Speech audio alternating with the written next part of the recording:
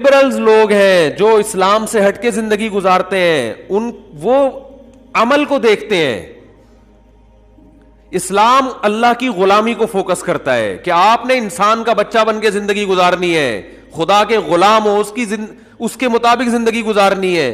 آگے آپ کا عمل اس بنیاد پر کیسا بھی عمل کیوں نہ ہو، اللہ اس کو قبول کر لے گا. عمل کی پیچیدگیوں میں نہیں جانا آپ نے.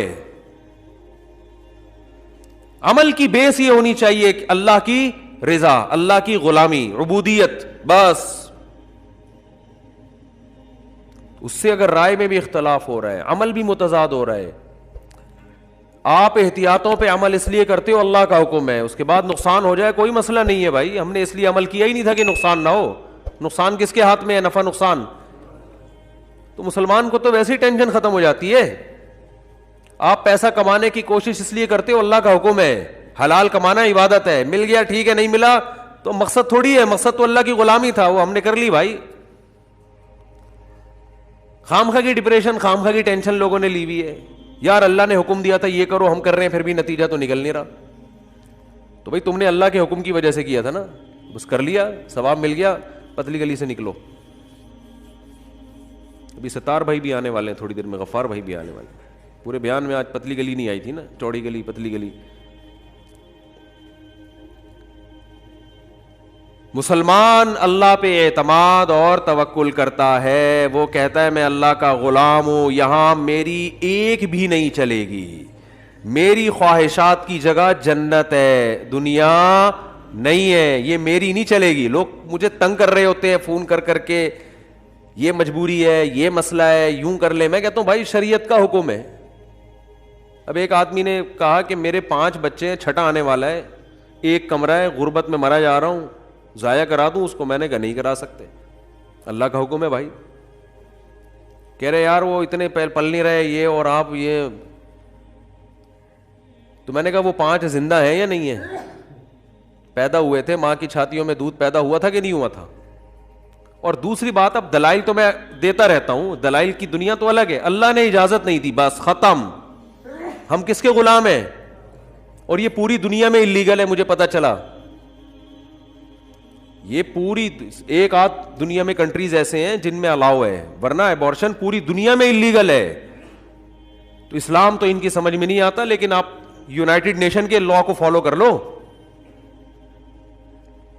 تو میں نے کہا بھائی نہیں ہے اجازت، کسی انسان کو آپ اس سے اس کی زندگی کا حق نہیں چھین سکتے. بس غریب ہے امیر ہے، جیسا ہے اپنی اپنی قسمت پہ آئے گا. دنیا مسافر خانہ ہے. میں نے کہا جیسے W11 میں پائیدان کی جگہ مل جاتی ہے نا کنڈکٹر کو، اس کو بھی دنیا میں کہیں نہ کہیں رہنے کی جگہ مل جائے گی. بہت W11 سے بڑے اسباق ملتے ہیں ہمیں. W11 نے بہت سے لوگوں کی ٹینشنوں کو ختم کیا ہے. اس کو آپ صرف W11 نا، جس جو کراچی میں نہیں رہتا اس کو W11 کا مثالیں سمجھ میں نہیں آئیں گی. اس کا تو آدھا ایمان ویسے ہی نہیں بن سکتا. حقیقت ہے، کیونکہ بہت سی مثالوں میں W11 فٹ ہوتی ہے. پنجاب والوں کو کیا پتا یار، مجھے تو ڈر ہے وہ ایمان میں پیچھے نہ رہ جائیں کراچی والوں سے، کیونکہ ان کو یہ مثالیں سمجھ میں نہیں آئیں گی. تو کنڈکٹر کو W11 میں کتنی بھی بھری ہوئی ہو جگہ ملتی ہے کہ نہیں ملتی؟ اس دروازے سے چڑھے گا، دوسرے دروازے سے نکلے گا، اور سب سے کرایہ لے کے نکلے گا، اپنی جیب بھی بچا کے. سب کی جیبیں کٹ رہی ہوتی ہیں، اس کی نہیں کٹ رہی ہوتی. تو بھائی اس دنیا میں غریب آدمی کے 12واں بچہ بھی پیدا ہو جائے، اپنی قسمت سے آئے گا، اپنی قسمت سے کھائے گا. جوان ہو کے شادی بھی کرے گا، بچے بھی پیدا کرے گا، ان کو پالے گا بھی، ان کی تربیت بھی ہوگی، اور کامیاب زندگی گزار کے چلا جائے گا. کامیاب زندگی دولت کو نہیں کہتے، پیٹ بھرے ہوئے توند بھرے ہوئے کو نہیں کہتے. ورنہ پھر ہمارے جو سابق صدر تھے وہ سب سے کامیاب زندگی ان کی ہے، سب سے زیادہ توند انہوں نے بھری ہے. اور اللہ ہمیں ایسی زندگی سے پناہ میں رکھے. اور پھر معاذ اللہ غربت اگر عیب ہوتا تو ہمارے نبی تو دنیا کے سب سے بڑے مسکین تھے، حالانکہ ہم یہ کہتے ہیں سب سے بڑے کامیاب تھے وہ. تربیت کا جو مفہوم لبرلز لوگوں کی نظر میں ہے، اسلام کی نظر میں تربیت کی ڈیفینیشن وہ نہیں ہے. غربت میں اگر صبر کی توفیق ملے تو آپ تربیت یافتہ ہیں.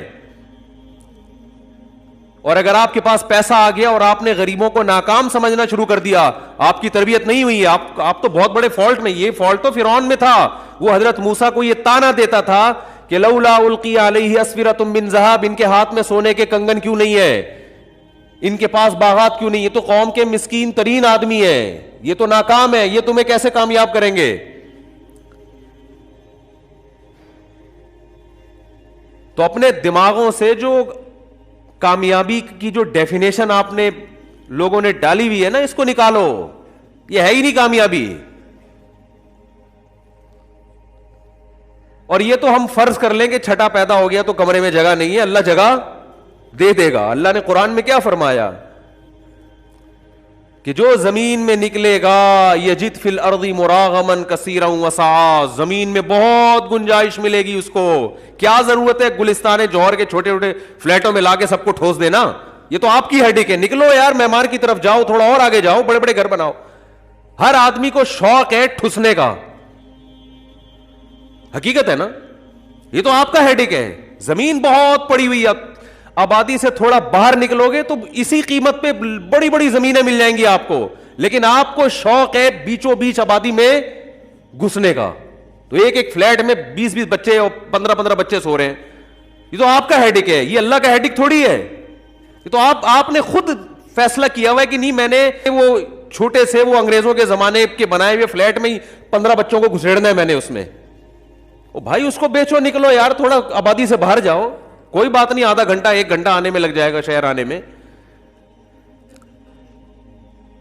تو اللہ نے کیا فرمایا, جو زمین میں نکلے گا نا یجد فی الارض مراغما کثیرا وسعا, زمین اللہ کی چھوٹی نہیں ہے, بہت بڑی زمین ہے, بہت بڑی زمین ہے. یہ زمین تمہیں رزق بھی دے گی, اسے کھودو گے سونا اگلے گی, اس پہ محنت کر کے دیکھو,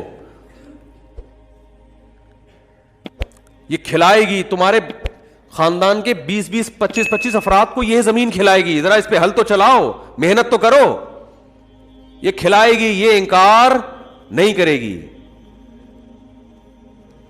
وسع اور گنجائش بھی ملے گی اس کو, زمین میں فراخی بھی ملے گی. تو اس لیے لوگ مجھے آ کے بتا رہے ہوتے ہیں وہ غریب ہے, وہ اتنے سے فلیٹ میں 20 بچوں کو گھسیڑا ہوا ہے اس نے, یا آپ کہتے ہو بچے زیادہ ہونے چاہیے, یہ ہوتا ہے.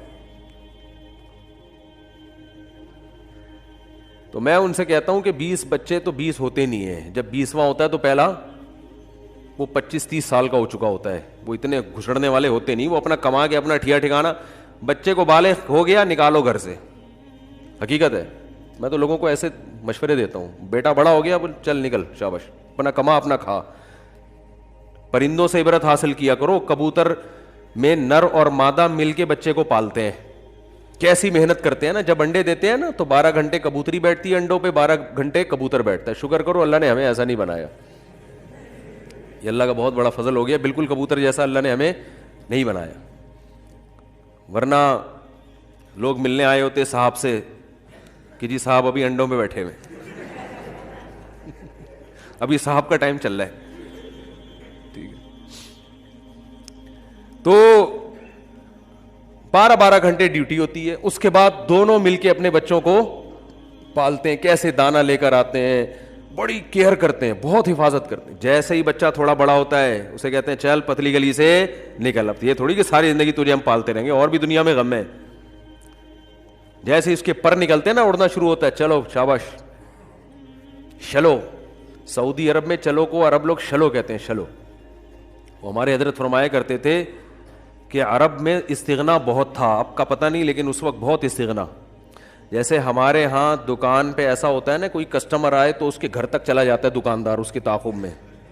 آپ دیکھو نا صدر کی مارکیٹ سے گزرو, ہاں صوفی صاحب صوفی صاحب صوفی صاحب ادھر تو آؤ, ہوتے ہوتے آدھا راستے تک پیچھے آ جائے گا آپ کے, پھر بٹھائے گا تو سارے تھان کھول کے پھینک دے گا نا.